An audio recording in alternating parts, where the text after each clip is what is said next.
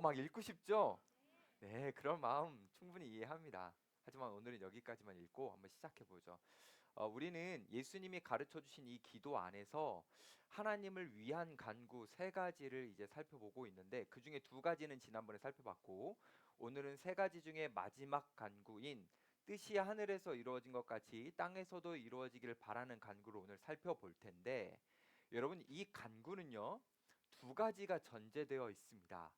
첫 번째는 하늘에서는 정말 하나님의 뜻만이 이루어지고 있다라는 게 전제되고요.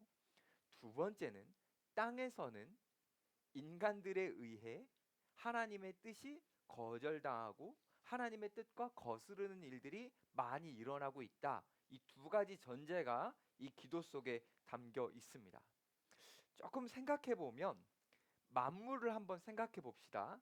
그러면 정말 인간을 제외한 모든 것들은, 뭐 예를 들어서 태양, 달, 수많은 별들, 이 모든 것들은 하나님이 주신 법칙을 따라서 질서 안에서 아름답게 이렇게 진행되고 있어요.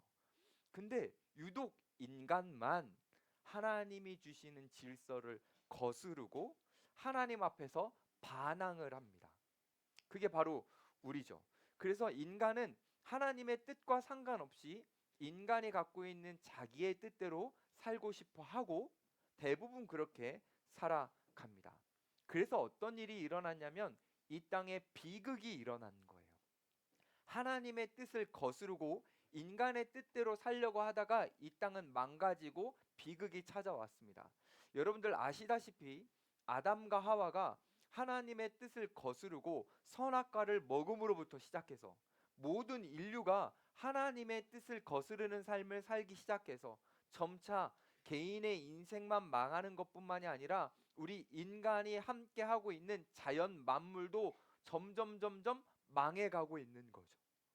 타락하고 훼손하고 변질되고 너무 심각하게 이 땅은 망가져 버렸습니다. 망가졌다 과거형이 아니라 사실 망가졌고 지금도 계속해서 망가지고 있습니다. 왜일까요? 여전히 인간들은 하나님의 뜻을 거스르고 있기 때문입니다. 자, 그래서 우리가 기도를 할 때 하나님의 뜻이 하늘에서 이루어진 것처럼 우리 가운데 이루어지기를 바라는 기도를 정말로 드린다면 이 기도는 어떤 의미가 되냐면 점점 하나님의 뜻과 상관없이 살아가면서 망해가고 있는, 점점 악해져 가고 있는 이 세상의 흐름과는 다르게, 그 세상의 흐름과는 거슬러서 우리는 회복되고 좋아지고 복되어지는 것이 되는 겁니다. 그러니 우리가 하나님의 뜻을 구하는 기도를 한다는 것은 정말 우리에게 중요하죠. 망해가고 있는 그런 삶 속에서 거기에서 동조해서 따라가는 것이 아니라 그 망해가는 삶에서 버티고 거슬러서 망하지 않고 복된 삶으로 갈 수 있게 하기 때문에 이 기도는 너무너무 중요한 겁니다. 하나님의 뜻이 이루어지는 거. 그럼 여러분, 퀴즈. 하나님의 뜻이란 뭘까요? 하나님의 뜻은 뭐죠? 하나님의 뜻이란 뭐 쉽게 말하면 이렇게 생각할 수 있겠죠. 하나님이 원하시는 거, 하나님이 계획하시는 거, 이게 하나님의 뜻이 될 수 있겠죠? 자, 그러면 조금 더 우리는 이것을 넘어서서 깊게 한번 들어가 봐야 되니까 하나님의 뜻을 잘 알려주는 말씀 한 구절을 살펴볼 거예요. 신명기 29장 29절인데요. 제가 읽어드릴게요. 신명기 29장 29절. 감추어진 일은 우리 하나님 여호와께 속하였거니와 나타난 일은 영원히 우리와 우리 자손에게 속하였나니 이는 우리에게 이 율법의 모든 말씀을 행하게 하심이라. 여기에서 두 가지 표현이 중요한데 첫 번째는 감추어진 일, 두 번째는 나타난 일입니다. 그러니까 하나님의 뜻을 우리가 생각할 때 하나님의 뜻 가운데는 두 가지가 있어요. 첫 번째, 감추어진 하나님의 뜻이 있고 두 번째는 나타난 하나님의 뜻이 있다라는 거예요. 요거는 암기해야 됩니다, 여러분. 밑줄 긋고 옛날에는 돼지꼬리 뭐 이런 것도 했었는데 여러분 요거는 꼭 암기해야 돼요. 하나님의 뜻에는 두 가지가 있다. 첫 번째 뭐라고요? 감추어진 뜻이 있다. 두 번째는 뭐라고요? 네, 드러난, 나타난 뜻이 있다. 이렇게 했어요. 자, 그러면 감추어진 뜻이란 하나님은 알고 계신데 우리는 모르는 거. 하나님은 분명히 알고 계획하시지만 우리에게 감추셔서 우리는 모르는 거. 예를 들면 이런 겁니다. 우리가 나중에 할 직업, 우리가 해야 될 일, 여러분들의 관심사 중에 하나 이런 거. 뭐냐면 감추어진 일 중에 가장 여러분들의 관심사. 내가 만나게 될 배우자. 이런 것들이 감추어진 하나님의 뜻이라고 생각하시면 됩니다. 이해되시죠? 자, 그러면 이와 다르게 나타난 하나님의 뜻이 있어요. 하나님이 분명히 알려주신 거. 하나님은 어떻게 알려주시냐면 이 자연 만물을 통해서도 알려주시고 특별히 우리가 읽고 있는 성경을 통해서도 알려주시거든요. 이 성경을 통해서 우리에게 뭘 알려주셨죠? 우리 그리스도인들은 이 세상 속에서 예를 들면 소금과 빛의 역할을 감당하면서 살아가야 된다. 이거 분명히 나타난 거죠. 뭐 예를 들면 이런 것도 있죠. 하나님을 사랑하고 이웃을 어떻게 해야 된다? 사랑해야 된다. 이건 분명히 나타난 거죠. 이런 것들이 하나님의 나타난 뜻입니다.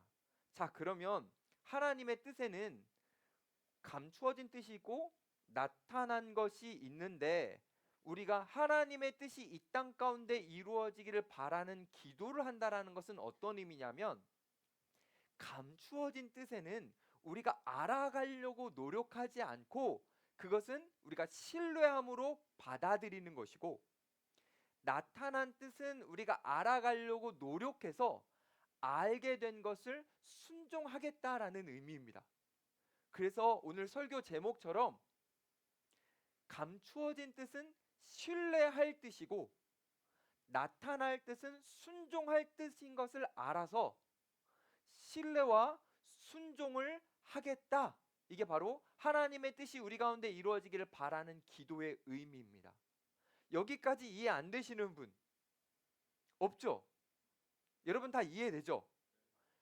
이해는 되는데 문제는 우리가 이것과 반대로 행합니다. 우리 인간들이 하나님이 감추어 놓은 것은 자꾸 알아내려고 해요. 하나님 그래서요. 제 새로운 남자친구 누구예요? 계속 궁금해하는 거예요. 내가 이 회사에서 어떤 직급을 갖게 될지, 내가 무슨 일을 하게 될지 이런 것만 너무 궁금하거든요. 그래서 이걸 계속 알아내려고 하는 거죠. 여러분 이거를 알아내려고 하면 안 돼요. 하나님은 감추어 주셨어요. 감추어 주셨다면 우리는 그저 하나님을 신뢰하면서 캐내려고 하는 것이 아니라 그냥 주어지는 상황들을 받아들이려고 해야 되는 겁니다. 오히려 우리가 캐내고 알아가려고 노력해야 하는 것은 나타난 일이에요. 성경에 계시된 거. 근데 생각보다 많은 그리스도인들이 궁금해하질 않아요. 성경을. 우리에게 주어진 분명한 하나님의 뜻을 궁금해하지 않습니다. 그러니 우리 청년들 어떻게 해야 되겠어요? 일반적인 사람들처럼 이렇게 반대로 하면 되겠습니까? 아니죠. 우리는 나타난 뜻, 감추어진 뜻에 온전히 신뢰와 순종을 하면서 살아가야 되는 겁니다. 여러분이 궁금해할 만한 거 오늘 제대로 한번 짚어보죠. 여러분 어떤 사람과 결혼하는 것이 하나님의 뜻일까요? 안 궁금한 분들 몇 명 있네. 벌써 결혼한 분들. 그래, 그분들은 안 궁금할 수도 있지. 근데 다른 대부분들은 궁금할 텐데 여러분 이렇게 생각해 보시죠. 누구와 결혼하더라도 하나님의 뜻이 될 수 있습니다. 누구와 결혼하더라도. 왜냐면 하나님 이거 감추셨기 때문에. 무슨 말이냐면 우리에게 하나님은 감추셨다라는 것은 우리가 자유의지를 가지고 무엇이든지 선택할 수 있는 결정권을 하나님 우리에게 주신 거예요. 그러니 우리에게 이 결정권을 주신 하나님의 선하심 안에서 우리가 자유롭게 결정을 하더라도 그 결정 자체가 하나님의 뜻이 될 수 있도록 하나님은 해주십니다. 하나님이 바로 그런 선한 하나님이니까요. 그러니까 여기 혹시 결혼한 분들 중에 결혼 딱 하고 나서 신혼 보내고 막 이렇게 살아가고 있는데 뭔가 안 맞아. 힘들어. 이럴 때 이러면 안 되는 거예요. 이 인간은 하나님의 뜻이 아니었는데 내가 기도 안 하고 결혼해가지고 내가 이렇게 고생하는구나. 이러면 돼야 안 되는 거예요. 안 되는 거죠. 자기가 결정했잖아요. 그렇죠? 그러면 하나님의 나타난 뜻, 분명한 뜻은 뭐예요? 조금 안 맞는 일이 있더라도 오래 참음으로 사랑을 베풀면서 그 결혼 생활이 아름답고 거룩해지도록 행복할 수 있도록 일구는 거, 그것이 바로 하나님이 우리에게 주시는 나타난 뜻입니다. 근데 많은 그리스도인들이 이 하나님의 뜻을 오해해요. 그래서 부작용을 많이 일으킵니다. 심지어 하나님의 뜻이라는 것의 뒤에 숨어서 자기가 책임져야 할 것을 책임지지 않고 책임을 회피하기까지 합니다. 하나님의 뜻을 막 말하면서요. 여러분, 신학교 가면 종종 이 부작용들이 발견되는데, 예를 들면 이런 겁니다. 한 남자가 한 여자를 좋아했어요. 짝사랑하다가, 여러분 신학교 가면 다 사람 사는 곳이니까 이런 거 있을 수 있잖아요. 뭐 보면 좋을 수 있잖아요. 그래서 이제 고백을 한 거예요. 자매에게, 아, 나 당신이 너무 좋아, 이렇게 고백을 했는데, 이 여자가 이 남자가 마음에 안 들면 거절하면 되죠. 그럼 어떻게 거절하면 돼요? 저는 당신에게 관심이 없어요. 저는 당신을 좋아하지 않아요. 라고 거절하면 되죠. 근데 이렇게 거절 안 하고 이렇게 거절하는 사람이 있어요. 제가 기도해 봤는데요, 하나님이 당신은 아니라고 하셨어요. 이렇게 거절하는 거예요. 그러면 남자 입장에선 비참해지는 거예요. 왜냐? 이 남자는 짝사랑하는 여자에게만 거절당한 게 아니라 하나님에게 거절당했거든요. 그렇죠? 그럼 이 남자는 점점 비참해지죠. 이거는요, 하나님의 뜻을 잘 몰라서 그러는 거예요. 하나님의 뜻을 오해하는 개념입니다. 반대로 사실 이런 게 더 많아요. 신학교 가면 여러분들에게도 있겠지. 내가 누군가를 좋아해.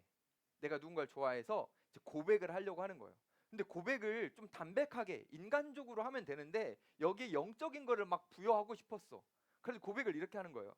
저기요, 자매님, 제가 기도해 봤는데 자매님과 사귀는 게 하나님의 뜻이래요. 저랑 사귀어야 될 것 같아요. 여러분, 이거 부담스럽죠? 왜냐면 자매 입장에서는 이걸 거절하는 게 하나님을 거절하는 거잖아요. 그러니까 되게 불편해진단 말이에요. 이렇게 하나님의 뜻을 오해해서 남발하다 보면 이런 불편한 부작용들이 많이 생깁니다. 심지어 이런 연애 관계뿐만이 아니라 일상을 살아갈 때 하나님의 뜻을 남발하기 시작하면은 어떤 사람들은 그것을 보면서 혐오감까지 생기고요. 굉장히 불쾌해지기까지 합니다. 여러분, 이렇게 하면 안 돼요. 하나님은요, 우리에게 결정권을 다 뺏으시고 하나님이 사소한 작은 것까지 하나님이 다 결정하시면서 너 따라와라 이러시는 분이 아니에요. 왜냐하면 하나님은 우리를 로봇으로 만든 것이 아니라 인격체로 만드셨기 때문이에요. 하나님은 우리의 결정, 우리의 선택, 우리의 생각, 그 모든 것을 하나님은 존중하셔서 결정권을 주셨습니다. 근데 이 주신 것도 놀랍지만 더 놀라운 것은 뭐냐면, 이 하나님이 우리에게 결정권을 주실 때 우리가 이 결정권을 가지고, 잘 들으세요, 하나님이 나타내 주신 뜻 안에서 우리에게 감추어진 뜻들을 우리가 자유롭게 결정해도 그 자유로운 결정들이 우리에게 해가 되지 않고 선이 되고 복이 되도록 하나님은 일해 주십니다. 그러니까 우리가 자유롭게 결정해도 하나님은 우리의 결정 자체를 보호해 주시고 존중해 주시며, 한마디 더 할게요, 책임져 주십니다. 그래서 이 하나님의 책임져 주심이 있기 때문에 우리가 막 결정하는 것 같은데 이 결정들이 하나님의 뜻이 되게 해주세요. 그래서 내가 결정했지만 이 내가 한 결정이 하나님의 뜻이 된 것처럼 느껴져서 우리는 굉장히 행복한 삶을 내가 결정하면서도 살아갈 수 있게 됩니다. 왜냐? 하나님은 우리를 그렇게 해주시기 때문이에요. 하나님은 우리를 사랑하셔서 우리의 결정을 책임져 주시기 때문이에요. 다시 말하면 하나님은 선하신 분이기 때문입니다. 이거를 아는 사람, 아, 내가 하나님의 나타나신 뜻 안에서 감추어진 뜻들은 내가 자유롭게 결정해도 된다라는 걸 아는 사람은요, 어떻게 살아가냐면 이렇게 기도하면서 살아갑니다. 특별히 직장을 구하고 있거나 아니면 사업을 시작하려고 하는 사람, 이렇게 기도하는 거예요. 하나님 아버지, 제가 오랫동안 사업을 준비했습니다. 제가 정직하게 신실하게 해야 된다라는 하나님의 나타나신 뜻 안에 순종하여 이 사업을 시작하려고 합니다. 그런데 하나님이 저에게 감추신 뜻은 모르겠습니다. 제가 이 사업을 했을 때 성공할지 실패할지 이건 모르겠습니다. 왜냐? 이것은 하나님의 감추신 뜻이기 때문입니다. 하지만 저는 그 감추어진 뜻 안에서도 내 결정을 하나님이 책임지시고 보호해 주실 것을 나는 믿기에 나는 이 사업을 시작합니다. 하나님, 이 사업을 하는 모든 날들 동안 내 뜻이 앞서지 않고 하나님의 뜻이 앞설 수 있도록 도와주세요. 바로 이렇게 기도하는 것이 오늘 우리가 본문으로 읽었던 하나님의 뜻이 이 땅 가운데 이루어지기를 바라는 기도입니다. 이게 바로 하나님의 뜻을 구하는 기도예요. 우리가 이 기도를 하면서 살아간다면 우리는 살아가는 순간순간 결정하고 선택하고 판단해야 될 그 많은 일들 속에서 우리는 조금 더 여유를 가지고 조금 더 편안한 마음을 가지고 심지어는 용기를 가지고 우리는 선택하고 결정할 수 있는 거예요. 저는 우리 청년들이 선택 하나 할 때 막 벌벌벌 떨면서 이거 어떻게 하지? 이거 선택하면 망하나? 그렇게 살지 않고 감추어진 뜻 안에서는 여러분들이 멋지게 용기 있게 분명하게 선택하면서 살아갈 수 있기를 간절히 바래요. 근데 이런 멋진 삶을 살기 위해서 한 가지 중요한 게 있어요. 그게 뭐냐면 감추어진 뜻, 이거는 우리가 자유롭게 선택하기 위해서 나타난 뜻, 여기에 우리는 오히려 더 집중해야 된다라는 거예요. 하나님이 우리에게 이미 알려주신 뜻, 성경을 통해서 우리에게 이미 가르쳐 주신 분명한 뜻, 이것을 우리가 분명히 더 잘 알고 여기에 순종하려고 노력해야 돼요. 사실 생각해 보면 하나님은 성경을 통해서 우리에게 그 하나님의 분명한 뜻을 가르쳐 주실 의무가 없는데, 우리도 예전에 보면 성경이 없어서 힘든 삶을 살았던 사람들도 많이 역사적으로 봤는데, 우린 너무 감사하게도 한글로 번역된 성경이 우리에게 주어져서 우리는 마음만 먹으면 하나님의 나타나신 뜻을 알 수 있게 되었습니다. 이건 그냥 당연한 일이 아니라 많은 사람들의 피로, 헌신으로, 희생으로 우리는 선물처럼 이 성경을 받게 된 거예요. 정말 정말 감사하게도. 그러니 이 감사하게 하나님의 성경을 받았다면 이 안에 나타난 하나님의 뜻이 무엇인지 알기 위해 우리는 부단히 애를 써야 됩니다. 성경에 관심을 가지고 우리는 어떻게든 이 하나님의 나타난 뜻을 알기 위해서 공부하듯이 알아가려고 노력해야 됩니다. 여러분 혹시 주중에 성경 읽고 있습니까? 성경 공부합니까? 하나님의 나타난 뜻을 알지 못하면 우리는 감추어진 뜻 안에서 우리는 자유로울 수가 없어요. 그래서 우리는 성경 알려고 정말 부단히 노력해야 됩니다. 특별히 우리 청년들 중에 주일날 한번 교회 와가지고 이 설교 한번 듣는 것으로 성경 알아가는 것을 만족하는 사람이 있어서는 절대 안 됩니다. 살짝 계산 한번 해볼까요? 여러분들이 주일날 한 번도 안 빠지고 예배에 나와서 설교를 통해서 성경을 알아간다고 했을 때 여러분 성경 전체를 평생 동안 알 수 있을 것 같아요? 모를 것 같아요? 모릅니다. 예를 한번 들어볼까요? 지금 우리가 1년을 제가 여러분과 설교했거든요. 마태복음 1장부터 지금 몇 장까지 왔죠? 지금 이제 6장이에요. 이게 증거입니다. 미안해요. 너무 천천히 진도 나가가지고. 근데 이게 정말 그런 현실인 거죠. 아니 마태복음이 28장까지 있는데 이제 1장 했고 1년 동안 마태복음만 있는 것이 아니라 성경은 정말 많은 책들이 있는데 우리가 주일을 한번 와가지고 설교 한번 듣는 것으로 성경을 알아가는 것을 만족하고 있다면 이건 너무너무 불행한 일입니다. 심지어 우리의 지성은 한번 들었다 그래서 암기되는 게 아니잖아요. 여러분 작년 12월 중순 제가 처음 와가지고 설교했던 내용 기억나십니까? 안 나잖아요. 안 나는 게 당연하잖아요. 그러니 우리는 날마다 하나님의 말씀을 알기 위해 묵상하고 읽고 공부하며 노력해야 됩니다. 특별히 여러분 하나님의 말씀을 정말 잘 알고 싶다면 제가 팁을 하나 드릴게요. 성경은 공부도 좋지만 말을 해야 됩니다. 이게 지식이라는 건요. 내가 이렇게 글로 공부해가지고 물론 여러분들 다 공부 잘하겠지만 공부해가지고 얻는 것과 내가 말을 통해서 정리되는 건 다른 개념이에요. 그래서요, 우리가 하나님이 나에게 나타내 주신 그 뜻을요, 지체들과 함께 나누잖아요. 말하잖아요. 그러면 우리 안에 정리와 보관이 더 잘 됩니다. 그래서 하나님의 나타나신 뜻을 여러분들이 알아가려고 노력하는 것도 중요하지만, 우리가 목장 모임에 가서 여러분들이 만나는 소그룹 안에서 여러분들이 그 말씀을 계속해서 나누는 것이 정말 정말 중요합니다. 그러니 여러분 꼭 하나님의 나타난 뜻을 친구들과 지체들과 함께 계속해서 풍성히 나누셨으면 좋겠어요. 저는 여러분들이 하나님을 믿기 때문에 하나님의 뜻대로 살고 싶은 마음이 있다라는 것을 저는 어느 정도 인정해요. 혹시 여러분들 가운데 나는 하나님의 뜻대로 절대 살고 싶지 않아 라고 생각하는 사람은 아마 여기 없을 거예요. 대부분 다 하나님의 뜻대로 살고 싶어하는 마음이 많이 있을 겁니다. 이 노이드도 자기 마음대로 이제 됐다. 자,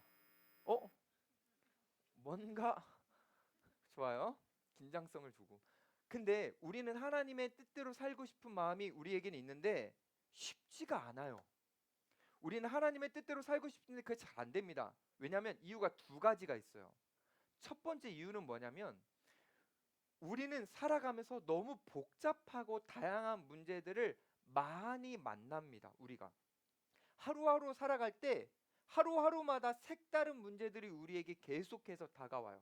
자, 그래서 우리에게 다가온 이 하나의 문제를 가지고 하나님의 뜻을 확인해 보려고 노력하면서 하나님의 뜻이 뭘까라고 문제를 생각하고 있을 때 다른 문제가 또 와요.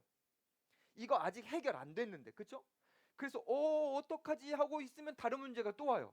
그러니까 문제들이 막 계속 쌓이기 시작해요. 마음 같아서는 첫 번째 이 문제 하나를 정말 신중하게 놓고 이게 정말 하나님의 뜻일까? 신중하게 고민해보고 판단하고 결정하고 싶은데 문제들이 막 쌓이다 보니까 이것을 빠르게 선택하지 않으면 안 될 환경을 우리는 경험하고 있어요. 앞에 막 다가오는 문제들이 우리를 기다려주지 않아요. 그래, 조금 천천히 기다려줄게, 이렇게 하지 않아요. 계속해서 빠른 문제들, 빠르게 결정해야 될 문제들이 우리에게 계속해서 다가옵니다. 그러니 한 문제를 가지고 하나님의 뜻을 분별하면서 이 뜻을 확인해 나가려고 하는 이 속도와 우리에게 다가오는 속도가 너무 달라서 우리는 하나님의 뜻대로 살아가는 것이 너무너무너무 어렵습니다.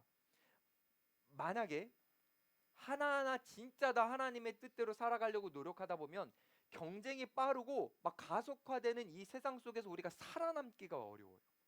그리고 이 세상 속에서 우리는 점점 도태될 수 있습니다. 그 경쟁 속에서 우리는 밀려날 수 있게 되는 거죠.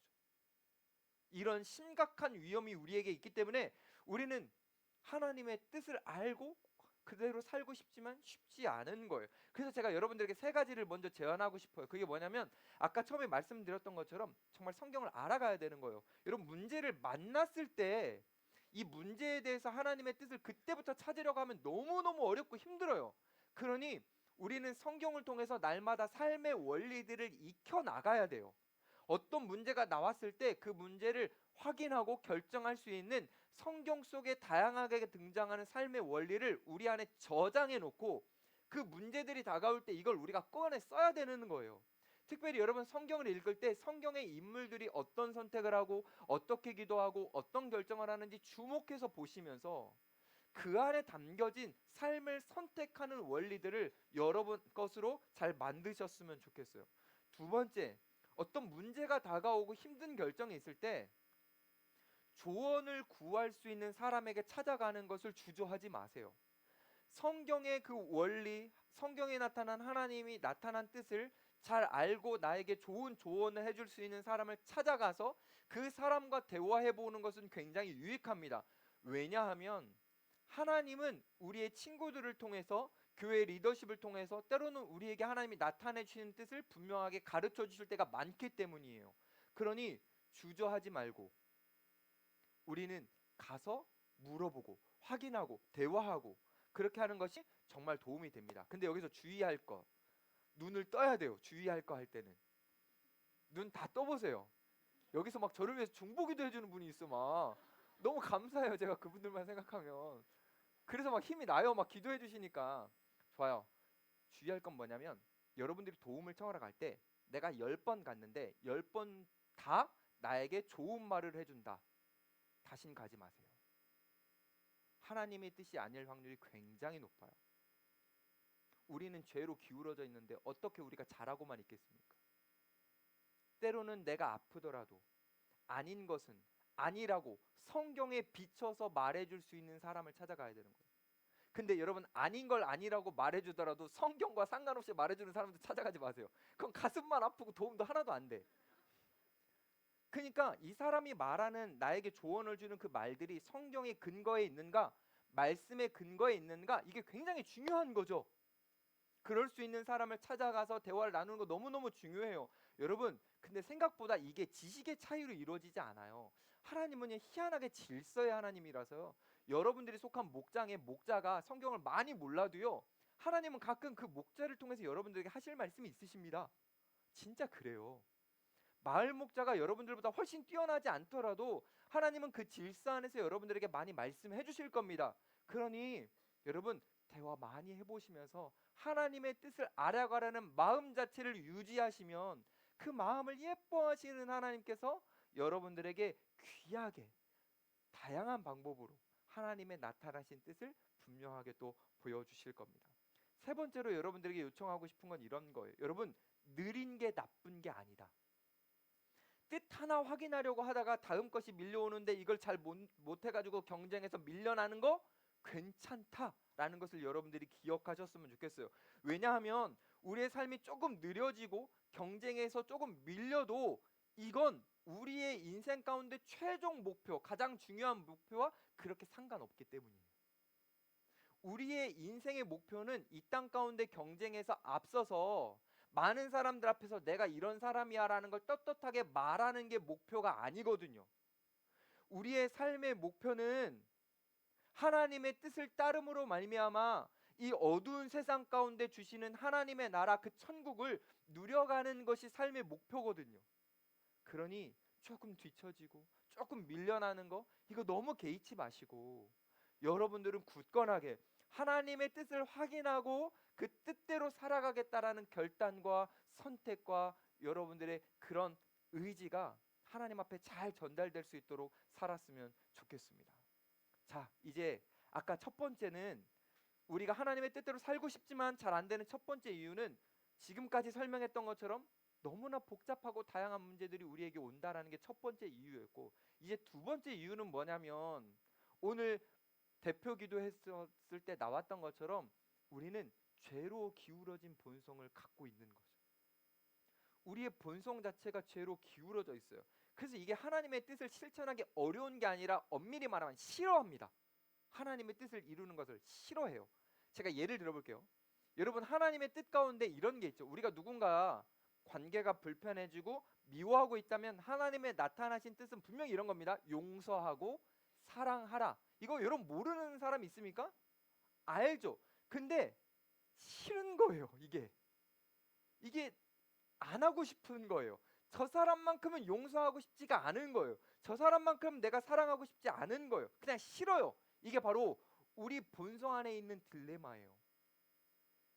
하나님의 뜻이 이루어지는 건 좋거든요. 근데 싫어요. 이게 딜레마인 거예요. 딜레마.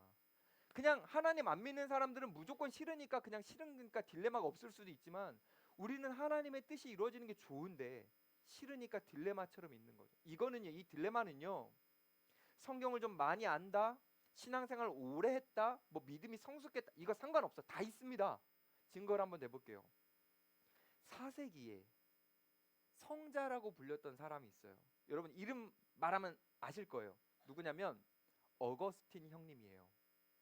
이 어거스틴이라는 사람이 그 당시에 굉장히 성자고 하나님을 많이 알고, 아마 이분의 책을 여러분들도 많이 읽어보셨을 수도 있을 것 같아요.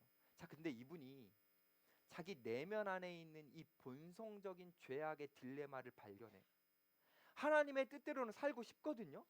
근데 살고 싶지 않은 이 딜레마를 알고 하나님 앞에 기도로 표현합니다. 그 기도가 이런 내용이에요. 하나님, 사랑을 주옵소서. 하나님, 저에게 용서를 주옵소서. 그러나 지금은 마옵소서. 이렇게 기도를 한 거예요. 이게 그 안에 있었던 딜레마를 하나님 앞에 솔직하게 표현한 거예요. 아, 하나님이 내가 용서하고 사랑하기를 원하시는 걸 알지. 근데 이게 지금 너무 버거운 거예요. 지금은 못 하겠는 거죠. 그러니까 이 속마음을 솔직하게 표현하는 거예요. 여러분, 어거스틴이 이렇게 표현했다면 우리 안에 있겠죠. 우리는 솔직히 이것을 인정할 수 있어야 돼요. 하나님, 제가 그래요. 하나님의 뜻대로 이루어지는 게 좋겠다라는 것은 머리로 알거든요, 하나님. 근데요, 내 가슴은요, 여전히 원하지 않아요. 내 손과 발은 원하지 않아요. 하나님 앞에 이것을 진실로 고백하고 우리는 어떻게 해야 되냐면, 하나님, 그래서 도와주세요. 우리는 기도해야 돼요. 하나님, 제가 하나님의 뜻을 기쁘게 따를 수 있는 마음을 주세요. 하나님의 도우심이 없다면 저는 하나님의 뜻이 이루어지는 걸 싫어하는 것으로 끝날 겁니다. 그러니 하나님, 제발 도와주세요. 근데 여러분, 우리가 이렇게 기도하면 하나님께서 우리를 위해서 또 엄청난 일들을 해주십니다. 우리가 하나님 뜻을 기뻐할 수 있는 마음을 주세요. 하늘의 뜻이, 하나님의 뜻이 하늘에서 이루어진 것 같이 이 땅 가운데 이루어지도록 해주세요라고 우리가 진심으로 기도하면, 이제 하나님이 그때부터 어떻게 일하시냐면, 우리의 뜻과 하나님의 뜻이 다를 때 우리가 뜻을 하나님 앞에 요청하는 것을 거절하시고 하나님의 뜻을 우리 가운데 서서히 이루어 주십니다. 서서히. 우리가 이렇게 기도할 때 하나님의 뜻이 또 얼마나 선한지를 서서히 가르쳐 주십니다. 근데 이것을 가르쳐 주시는 방법이 여러 가지지만 특별히 두 가지만 말씀드리면, 첫 번째는 이렇게 설교와 같이 말씀으로, 여러분들이 성경을 읽을 때, 큐티할 때 하나님은 말씀으로 여러분들에게 하나님의 뜻이 선함을 가르쳐 주시는데, 두 번째는 좀 무시무시해요. 하나님은 어떻게도 가르쳐 주시냐면 고난으로 가르쳐 주십니다. 내가 원하는 환경을 만나지 않고 내가 버거운 환경을 만나서 그 안에서 내가 고뇌하고 아파하고 힘겨워하는 그 상황 속에서 하나님의 뜻이 선하구나라는 것을 깨닫게 서서히 해주십니다. 하나님은 우리를 내버려 두지 않으시고 우리가 하나님의 뜻을 기뻐하는 수준까지 도달하도록 하나님은 서서히 가르쳐 주실 뿐만 아니라 우리를 계속해서 설득하십니다. 너 그렇게 하면 안 돼. 너 그렇게 살아서는 안 돼. 하나님은 여러 가지 방법으로 우리를 설득하세요. 그래서 점점 우리는 여기에 이제 설득돼요. 설득돼서 우리는 이제 어떻게 고백하게 되냐면 이렇게 고백하게 돼요. 아, 하나님, 하나님의 뜻대로 되는 것이 최고입니다. 하나님의 뜻대로 되는 것이 저에게 가장 유익한 선이고 복입니다. 내 뜻대로 하지 마시고 하나님 뜻대로 해주십시오 라고 우리의 입에서 미소를 지으며 고백할 때까지 하나님은 우리를 서서히 설득해 나가십니다. 그럼 우리가 어떻게 본성적으로 딜레마가 있는 우리 같은 사람들이 어떻게 이렇게 고백을 하게 되냐면, 우리를 서서히 설득하시는 하나님을 조금씩 만나고 경험하면서 우리는 뭐에 눈을 뜨냐면, 하나님, 근데 나를 왜 설득하시지? 내가 뭐라고? 왜 나를 이렇게 간섭하시지? 내가 뭐라고? 창조주에게 나는 아무것도 아닌 그냥 이 수많은 사람 중에 한 명인데 왜 나에게 이렇게 직접적으로 이렇게 끊임없이 설득하시지? 라고 하면서 그 하나님의 사랑을 발견하는 거예요. 아, 하나님은 날 사랑하시는구나. 하나님의 마음은 나를 향해 선하심이 가득하구나. 정말 선하신 분이구나. 사랑하는 여러분, 하나님은요 정말 여러분들을 사랑하십니다. 그리고 여러분들 향한 선하신 분이에요. 이걸 정말 느끼잖아요. 이걸 정말 경험하잖아요. 이걸 정말 머리를부터 출발해서 우리의 손과 발까지 하나님을 알게 되잖아요. 그러면 하나님, 하나님의 뜻대로 되는 게 제일 좋습니다 라고 고백하게 되는 거죠. 이 고백이 우리의 입에서 터져 나오게 되는 겁니다.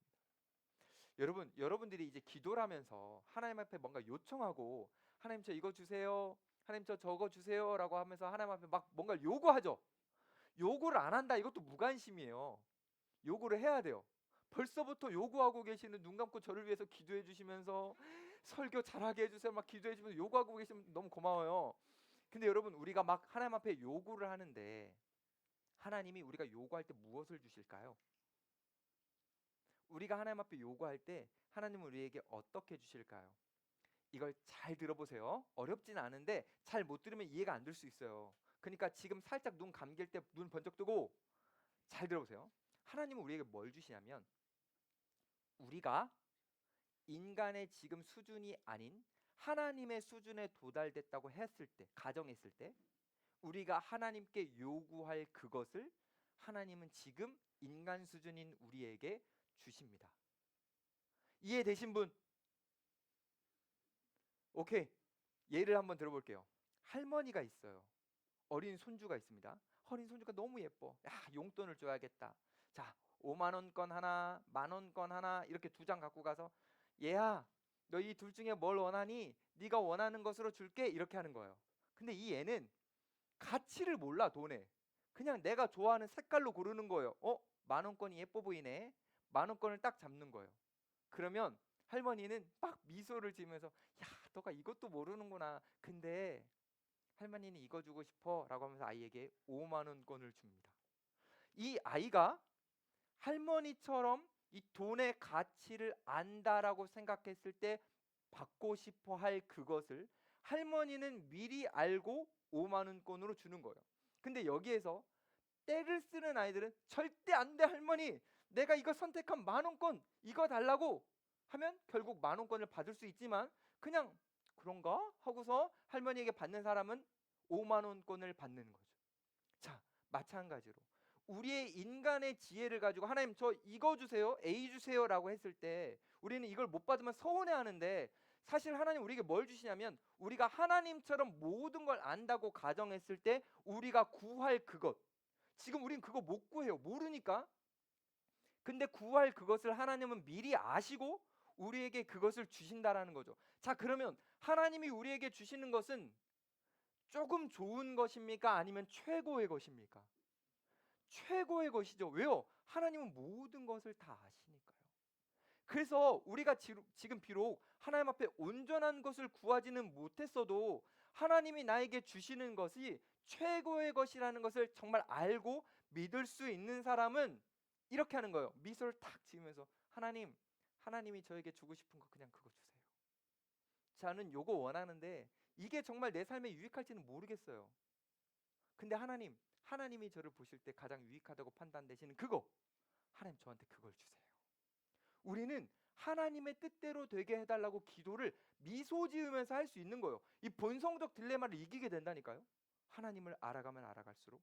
저는 사실 예전에 이걸 몰랐어요. 잘 몰라가지고 제가 원하는 것을 하나님이 주시지 않는 것 같아서 제가 땡깡을 많이 부렸어요. 하나님 앞에. 어떤 일이 있었냐면 제가 신학교 갈 때 한참 전 일인데 제가 그때 여자친구가 있었거든요. 지금 제 아내는 아닙니다. 어라뇨 여러분, 그럴 수도 있지.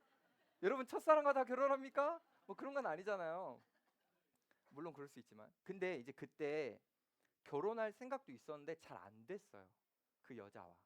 근데 이제 잘 안 되니까 저는 이게 그게 너무 속상하고 뭔가 내가 하나님이 원하시는 것을 하나님이 이루어 주시지 않는 것 같아가지고 저는 그때 하나님 앞에 나쁜 감정을 막 토로했어요. 내가 생각한 최선을 하나님이 들어주시지 않는 것 같아가지고 나쁜 감정들을 막 하나님 앞에 토로했어요. 그리고 시간이 많이 지났어요. 시간이 많이 지나고 지금의 아내와 이제 만나서 결혼을 하게 된 거예요. 지금 아내와 결혼하고 보니 지금의 아내는 하나님이 나에게 주신 최고의 짝이라는 것을 이제 알게 된 거예요. 아, 이제 살았다. 살았다. 여기까지 이제 포장됐으니까 됐다. 자, 그러면 제가 만약에 그 순간에 한 10년도 더 된 일이죠. 그 순간에 나중에 제가 이 좋은 아내랑 만나서 결혼할 것을 알았다면 내가 그때 그렇게 슬퍼했을까요? 막 못 받아들여가지고 막 하나님 앞에 땡깡 부리고 했을까요? 저 그때 막 도서관에서 막 공부하다 눈물 쭈르륵 흘리고 막 기도굴 가가지고 막 궁상 맞게 막 그랬거든요. 그렇게 했을까요? 안 했겠죠. 네, 몰랐으니까요. 하나님이 나에게 최고의 것을 준다라는 것을 잘 모르니까 나에게 주어지는 모든 일들을 내가 쉽게 못 받아들이는 거예요. 근데 여러분, 우리는 지금 이해할 수는 없어요. 하나님이 왜 나에게 이런 시련을 주시고 왜 나에게 이런 고난을 주시는지. 하지만 하나님의 지혜로 봤을 때 지금 우리에게 주어지는 모든 것들이 최고의 것이라는 거죠. 이걸 우리가 믿을 수 있다면 우리는 미소 지으면서 살아갈 수 있을 거고, 이것을 믿을 수 없다면 우리는 여전히 찡찡거리면서 하나님 앞에 종처럼 요구하면서 살아가게 되는 거죠. 우리 모든 청년들이 이것을 믿을 수 있었으면 좋겠습니다. 그래서 정말 하나님의 뜻이 이루어지는 것이 우리의 가장 큰 열망이자 소원이 될 뿐만이 아니라 그렇게 되는 것이 우리의 가장 큰 기쁨이 되기를 바랍니다. 하나님은요, 때론 이러세요. 그 할머니처럼 만원권을 계속 고집하는 그 아이를 향해, 야, 이거는 너 깎아도 몇 개 못 사는데 라고 하면서 5만원권을 계속 지어주시는 것처럼, 하나님은요, 우리가 뭔가를 요구할 때요, 때로는 그것을 들어주시기도 하지만 하나님은 그것을 거절하셔서, 하나님은 우리를 위해 하나님의 선하신 최고의 좋은 것들을 우리에게 주십니다. 이것들을 하나하나 받고 나면 어느 순간 우리는 이렇게 고백하게 되는 거야. 아, 하나님, 정말 하나님은 최고십니다. 나에게 언제나 최고의 것을 주시는 분입니다. 정말 하나님의 뜻이 나에게 임하기를 원합니다. 하나님, 저는 이제 내 일이 성공하든 실패하든 상관없습니다. 제 삶의 목적은 오직 하나님입니다. 저는 그냥 하나님을 누리고 하나님을 경험하고 하나님과 함께하는 것이 내 삶의 유일한 목적입니다. 주님, 주님이 원하시는 대로 나에게 하세요. 그것이 나에게 베스트입니다. 나에게 최고의 선입니다. 이 고백이 나올 때까지 하나님 우리에게 어떻게 하시냐면 거절하시고 거절하시고 거절하세요. 왜냐하면 그래야 하나님의 선하신 것을 우리에게 주실 수 있기 때문이에요. 하나님은요, 여러분들을 정말 사랑하셔서 거절하시고, 제가 이렇게 표현해 볼게요. 하나님 마음대로 하실 겁니다. 자, 여기에서 하나님의 마음대로 하신다면 이건 너무 불쾌하다, 아직도 이렇게 생각하는 분 있습니까? 하나님의 마음대로 나에게 하시는 것이 난 여전히 나는 받아들일 수 없다, 이렇게 생각하는 분 있습니까? 아니죠. 하나님의 마음대로 하시는 것이 우리에게는 선인데요. 근데 여기서 한 가지 의문이 들어요. 어떤 의문이 드냐면, 하나님, 오케이, 알겠어요. 하나님이 마음대로 하시는 것이 저에게 선인 건 알겠는데, 근데 제가 왜 기도해야 돼요? 하나님이 마음대로 하실 거라면 마음대로 하세요. 그럼 저는 왜 기도라는 걸 해야 되는 거예요? 하나님, 저 기도 안 할래요. 그냥 마음대로 저도 살아갈 테니 하나님 저에게 마음대로 하세요. 이런 생각 아무도 안 합니까? 저만 잠깐 했던 겁니까? 생각이 들 수 있잖아요. 하나님 마음대로 하실 거면 우리가 왜 기도해야 되는지. 이유가 있어요. 하나님은요, 자신의 뜻을 우리 가운데 이루실 때 일방적이거나 강압적으로 하는 것을 원치 않으세요. 그걸 좋아하지 않으십니다. 좋아하지 않더라도 하나님은 하실 때가 있어요, 우리를 위해서. 근데 그걸 좋아하지 않으세요. 하나님은 혼자서 우리의 미래를 만들어가는 걸 좋아하지 않고 우리와 함께 우리의 미래를 만들어가는 것을 하나님은 원하십니다. 그래서 하나님은요, 이 미래를 만들어 가실 때 어떤 영역에서는 우리가 기도하지 않으면 바뀌지 않는 열린 상태의 무언가를 만들어 놓으셨습니다. 그래서 하나님은 이 상태에 열린 상태를 놓으셨기 때문에 우리가 기도하면 이건 이 상태로 가는 거고, 우리가 기도 안 하면 이게 반대 상태로 갈 수 있도록 하나님은 이렇게도 준비해 놓으십니다. 그만큼 하나님은 우리와 함께 미래를 만들어 가고 싶으신 거예요. 우리가 기도할 때 하나님과 함께 미래를 만들어 갈 수 있도록 그걸 다 준비해 놓으신 거죠. 그래서 우리가 기도하면 뜻이 하늘에서 이루어진 것처럼 땅에서도 이루어질 수 있지만, 기도하지 않으면 하나님의 뜻이 땅에서 이루어지지 않을 수도 있는 거예요. 하나님은 그렇게 배치해 놓으셨어요. 우리와 함께 하고 싶으셔서요. 우리와 함께 미래를 만들고 싶으셔서요. 그래서 예수님이 뭐라고도 표현하시냐면, 마태복음 18장 18절을 제가 읽어드릴게요. 진실로 너희에게 이르노니 무엇이든지 너희가 땅에서 매면 하늘에서도 매일 것이요 무엇이든지 땅에서 풀면 하늘에서도 풀리리라. 여러분, 이게 정말 아이러니한 말씀이에요. 왜냐하면 무엇이든지 하늘에서 매고 풀면 땅에서도 이루어진다고 해야 우리가 상식적인데, 예수님 반대로 말씀하셨잖아요. 무엇이든지 땅에서 매고 풀면 하늘에서도 이루어진다라고 반대로 말씀하셨잖아요. 네, 이 의미예요. 하나님의 뜻이 하늘에서 이루어진 것처럼 땅에서도 이루어지려면 우리의 기도가 필요하다라는 거죠. 우리의 기도를 사용하시겠다라는 하나님의 의지를 보여주시는 거예요. 그러니 우리의 기도는 우리의 미래를 만듭니다. 기도하지 않으면 변하지 않는 미래가 기도를 통해서 우리의 미래가 바뀌게 되는 거예요. 여기서 한 가지만 더 고민해 봅시다. 자, 그러면 하나님은 우리의 미래를 기도를 통해서 만들어 가고 싶어 하는데 왜? 그 이유는 뭘까? 라고 했을 때 정말 하나님은 전지전능하지가 않아서 우리의 기도라는 것이 정말 필요해서 이 이유는 아닙니다. 하나님이 어떤 일을 해나가실 때 우리 인간의 손길과 도움이 필요해서 이 이유도 아닙니다. 이유는 딱 하나예요. 우리가 하나님처럼 은혜를 누리기를 바라셔서. 하나님은 이 세상을 다스려 가신다. 무슨 말이냐면 이 미래를 만들어 가시는 분인데 우리가 하나님의 형상으로 닮은 우리도 하나님처럼 미래를 만들어 갈 수 있는 창조주와 비슷한 영광스러운 존재라는 은혜를 누려가게 하시기 위해서 하나님은 우리의 기도를 필요로 하시는 거예요. 그게 필요하신 게 아니라 필요로 하셔 주시는 거예요. 우리의 미래를 우리가 만들어갈 수 있는 그 영광을 우리에게 주시려고요.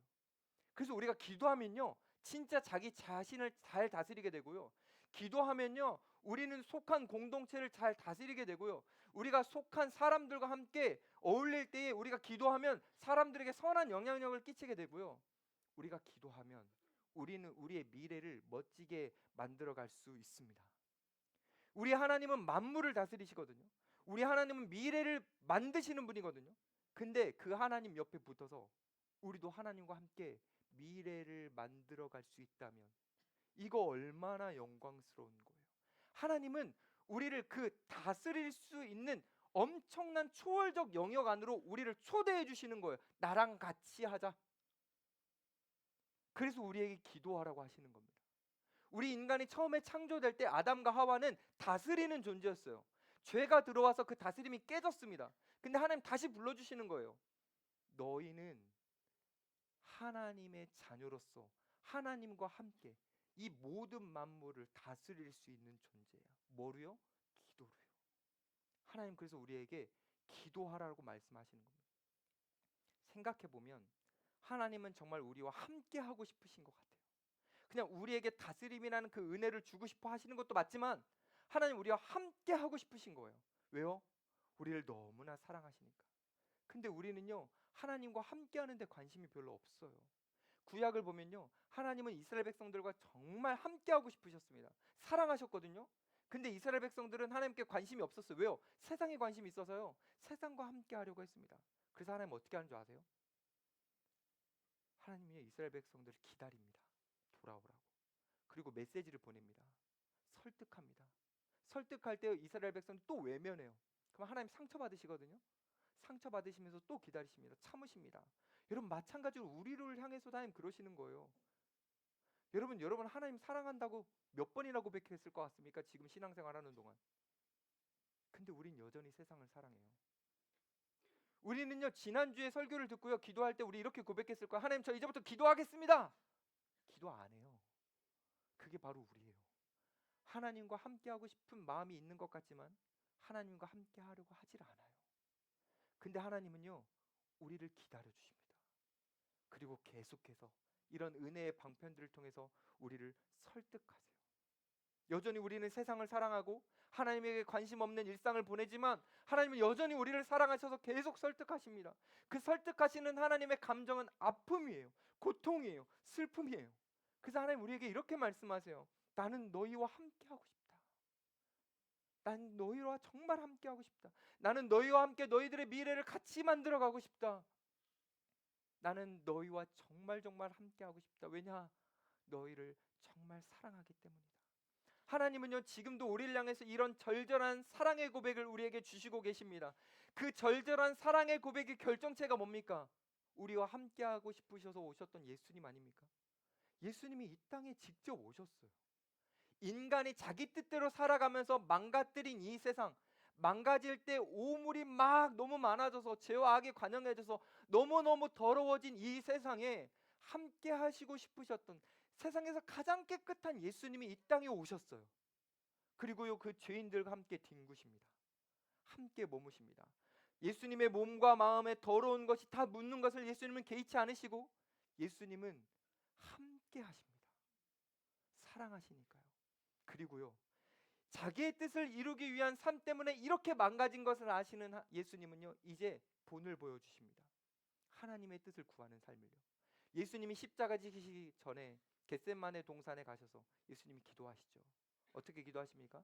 하나님의 뜻이 이루어지게 해달라고, 내 뜻을 거두어 달라고 기도하시죠. 그때 기도할 때 여러분 아시죠? 땀이 어떻게 흘렀습니까? 핏방울처럼 흘렀다라고 표현이 나오죠. 예수님은요, 땀이 핏방울처럼 흐를 정도로. 여러분, 땀은요 송글송글 맺어요. 근데 피가 나면 어떻게 되는지 아십니까? 흘러내립니다. 예수님은 기도를 어떻게 하신 거냐면 땀이 흘러내릴 정도로 최선을 다해 온 에너지를 다 쏟아서, 간절이라는 표현 아십니까? 창자가 끊어질 정도로 예수님은 그렇게 기도하셨어요. 내 뜻대로 이루어지지 않고 하나님의 뜻이 이루어지기를 바라는 간절한 마음을 담아서 그렇게 기도하셨던 거죠. 이건 두 가지의 의미가 있어요. 첫 번째는 어떤 거냐면 우리가 이렇게 기도하면 우리 안에 있는 죄악된 본성의 딜레마를 예수님처럼 이길 수 있다라는 거죠. 여전히 내 뜻이 앞서고 싶고 내 뜻대로 살고 싶은 욕망이 내 안에 가득한데, 우리도 예수님처럼 기도하면, 땀이 핏방울 정도로 흘릴 정도로 우리가 기도하면 우리도 우리 안에 있는 본성의 그 죄악됨을 이기고 하나님의 뜻을 구하고 그 뜻대로 살아가는 삶을 살 수 있다라는 걸 첫 번째로 보여주신 거예요. 두 번째로 뭘 보여주신 거냐면 하나님의 뜻을 받아들이는 것이 내가 땀이 핏방울처럼 흐를 만큼 가치가 있다라는 거예요. 내가 일상을 살아가면서 에너지를 쓰는데 우리는 에너지를 중요한 가치가 있는 것에 많이 쓰죠. 근데 하나님의 뜻이 내 안에 이루어지기를 원하는 그것 자체가 너무너무 가치가 있어서 내 모든 에너지를 써도 아깝지 않을 만큼 거기에 가치가 있다라는 거죠. 그러니 이 가치를 발견하는 사람들은 어떻게 할까요? 단순히 땀이 핏방울이 되도록 기도하는 것을 넘어서서 여기에 목숨을 겁니다. 목숨까지 내어놓습니다. 여기에 가치가 있으니까. 그래서 예수님이 어떻게 하십니까? 목숨을 내놓으러 십자가를 가십니다. 그 십자가를 가셔서 인간이 자기 뜻대로 살아가는, 그래서 인간이 망가지고 있는 그것을 거부하시고 다시 회복, 생명을 예수님의 죽음을 통해서 우리에게 주십니다. 사랑하는 여러분, 우리도 죽어야 되는 거예요. 내 자아가 죽고 내 생각이 죽고 내 뜻이 죽어야 하나님의 뜻이 우리 가운데 이루어지게 되는 거고, 그때 예수님이 죽음 속에서 부활하셨던 것처럼 우리는 그리스도와 함께 죽고 다시 사는 새로운 영광된 삶을 살게 되는 그 정말 복됨이 우리 안에 회복되는 겁니다. 내가 죽고 그리스도가 살 때요, 내 뜻이 죽고 하나님의 뜻이 내 안에 살아 움직일 때, 그때 우리는 진짜 살게 되는 겁니다. 그러니 여러분, 예수님처럼 기도하십시오. 때로는 이 기도가 버겁고 힘겹고 우리의 땀이 막 온몸을 적실 만큼 어려울 수 있지만 절대 포기하지 마시고 끝까지 예수님처럼 이렇게 기도하셨으면 좋겠습니다. 이를 위해 하나만 더 기억합시다. 하나님이 감추어 주셨다면 알아내려고 노력하지 말고, 그것은 그냥 하나님을 신뢰하고, 하나님이 우리에게 나타내 주신 뜻이 있다면 그것은 우리가 정말 알아가기를 노력하면서 순종의 몸부림을 쳐서 저와 여러분이 우리의 미래를 하나님과 함께 아름답게 만들어갈 수 있기를 간절히 축복합니다.